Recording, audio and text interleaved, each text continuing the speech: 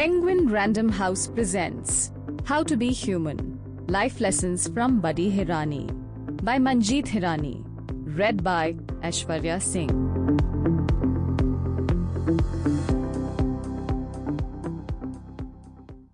How to Be Human. For Veer. Forward. Sultan, my beautiful golden Labrador, would know when my car would reach the junction that led to my apartment building. He'd run to the front door and lie down in front of it, wagging his tail well before I would even reach the porch. There was never a day in his 11 years of life that he didn't make it to the door in time to greet me. Sultan always knew when I was coming home or leaving on a long trip. He knew everything. He knew when I was happy or sad or angry. He would find an endearing way to let me know that he was around. He would sit by my side with his head on my lap, or put a paw on my foot, or prance around wagging his tail. He always found a way to show that he cared, that he loved me no matter what. He never judged me or found fault with me. Sultan was also a great teacher. I think much of who I am today is courtesy the many lessons of compassion and love that he and the other pets we've had taught me. Dogs are healers. I think they are the non-human form of saints. They are often found assisting in all kinds of recovery programs to aid human beings in overcoming seemingly insurmountable physical and emotional problems across the world. They are a part of security squads and protection groups. It is not without reason that dogs are called man's best friend. The thought of a life without knowing the love of a dog seems incomprehensible to me. Thank goodness for children and their inherent love for animals. They are born with knowledge that ensures their response to nature, that is pets, is instinctual. If it weren't for Veer's incessant pleas and his deep desire to bring a dog home, then perhaps this remarkable discovery unfolding each day would have gone undiscovered in the Hirani household. Manjeet Hirani has written one of the most honest accounts of what it means for a person to embrace a pet. To me, what remains the most fascinating aspect is her willingness to share how much she is learning from this incredible new member of their family. Manjeet is a mother, daughter, wife, sister, friend, pilot, and now a dog lover. This book is a beautiful journey of discovery and learning, a journey of love that has made its way into every day and into every moment. It is about the deep abiding joy that Buddy has brought into the Hirani home. But above all, it is a book that will help even the non-believer become a believer. Diya Mirza, Brand Ambassador, Wildlife Trust of India. Introduction. Being a hopeless dog lover, I had always wanted a pup. However, this yearning was never fulfilled because of two reasons that my parents threw at me. Honestly, I didn't even consider them to be that big a deal. The first was that our apartment was too small to accommodate a dog, as if dogs in pet shops don't actually live in cages before finding a home. And secondly, dogs scared the living hell out of my mom. No arguments there. Well, I tried to move on. I explained to myself that it was not my parents but me who was at fault. I just had way too many expectations. I wiped my tears, trying to accept this until we shifted to a bigger house, large enough to accommodate a dog or even an elephant for that matter. Since the latter was out of bounds, I prepared a strong case to get a dog ready to be presented to my parents. This, I believed, would finally put an end to my indulgence in self-pity. However, all my hopes were flushed down the drain when I learned that the second factor had remained unchanged. Dogs still scared the living hell out of my mom. Short-run problems, I guess. Incidentally, a year later, my father needed a pup for a scene in his film PK. Remember the dog that wanted to commit suicide? Don't tell me you haven't seen the movie. My dad will find you and haunt you till you watch it. Anyway, since the scene revolved around a suicidal dog, Dad's team launched a full-fledged search to find the most depressed-looking one. The kind that would make you go, awe at first sight. One that would evoke a stabbing sense of sympathy even in the most cold-blooded individual.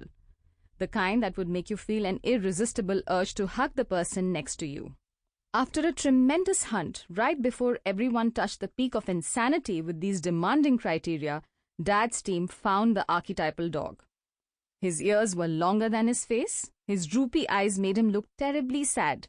He had a white patch above his nose that called for immediate pity.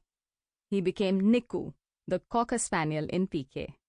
Over the next few days, the crew fell in love with him. I would hear about this dog incessantly, and I eagerly waited for relief from school to go to the sets and meet him. I did not have to wait long. One evening, the doorbell rang. I opened the door to blank space, wondering if I had been pranked or if my ears were ringing. To my surprise, I noticed a cushioned basket on the floor in which Niku lay peacefully. There was a note that read, "A dog is a man's best friend. Have fun with him. He is yours, son."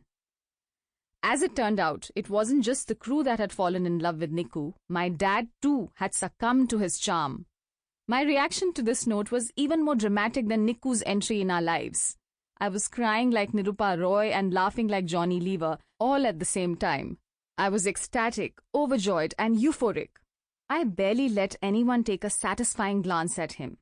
In my mother's case, she didn't care. Soon, Niku became Buddy to do justice to a dog's venerated character as man's best friend.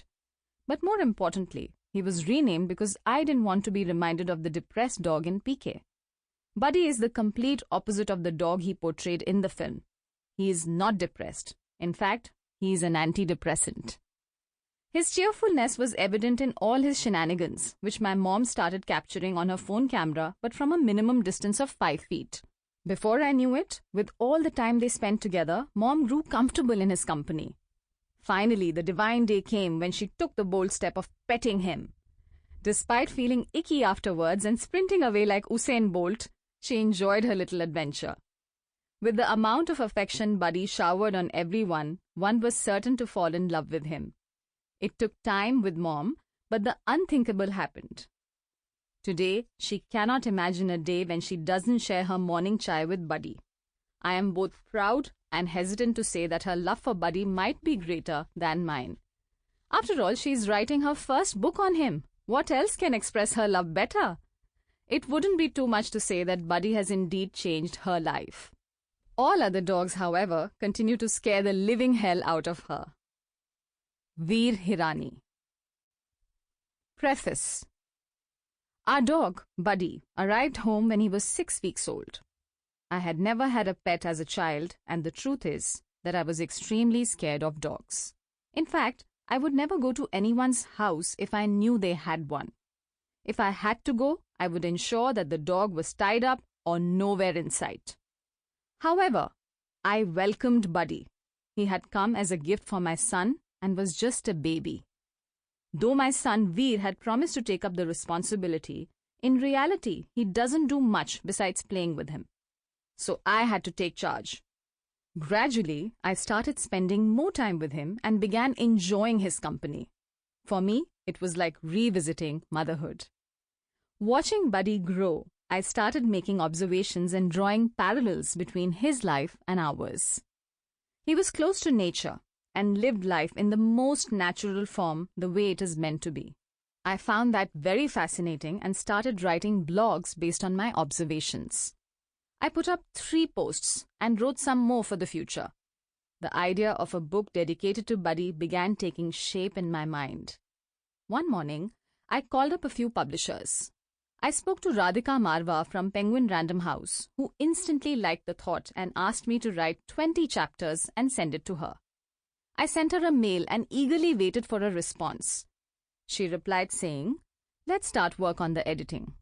As the idea came close to reality, it was the same feeling that Veer had when Buddy walked into his life. I want to thank Buddy, who made me a writer and a philosopher and taught me love and tolerance towards other creatures on this planet. Human beings are very complicated and complex creatures. We are overpowered by societal dogmas, religion, rituals, our parents and peers. We don't live life the way it is meant to be. There are too many do's and don'ts that bog us down. Most of the time, we are pretentious and trying to please others. We show ourselves to be what we are not. Sample complete. Ready to continue?